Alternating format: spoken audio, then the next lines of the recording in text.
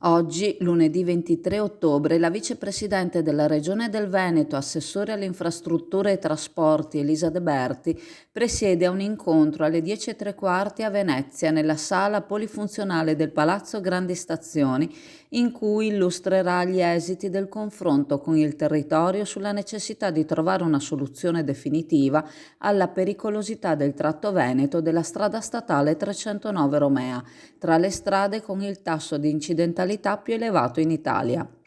La conferenza stampa avverrà in seguito all'incontro a cui sono stati invitati i rappresentanti del Parlamento europeo, della Camera e del Senato della Repubblica, del Consiglio e della Giunta regionale, delle province, della città metropolitana e dei comuni interessati all'opera, sindacati e associazioni di categoria.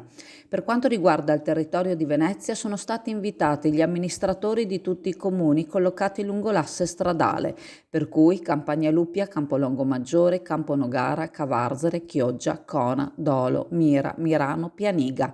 Per Padova i sindaci di Codevigo, Correzzole e Piove di Sacco e per Rovigo i primi cittadini di Adria, Ariano nel Polesine, Corbola, Portoviro, Rosolina e Taglio di Po.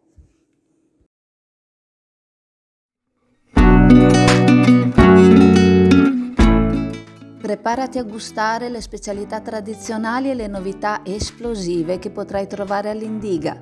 Gelato artigianale anche per l'asporto, per gustarlo in compagnia dove vuoi tu. All'Indiga il gelato da passeggio più gustoso, in cono, coppetta o con lo stecco.